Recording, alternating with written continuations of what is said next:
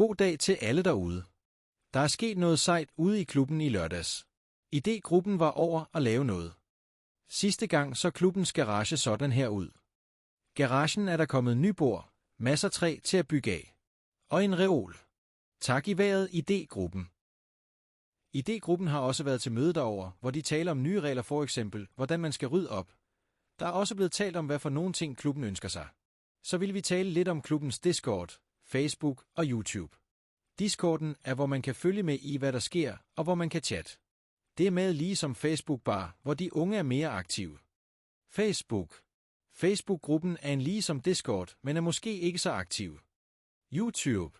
På YouTube bliver der lavet videoer, hvor man kan se, hvad der sker i klubben. Klubben har åben hver onsdag kl. 16:00 til kl. 20:00. Det var alt for i dag. Tak fordi I så med til Næsbjerg Ungdoms Klub News.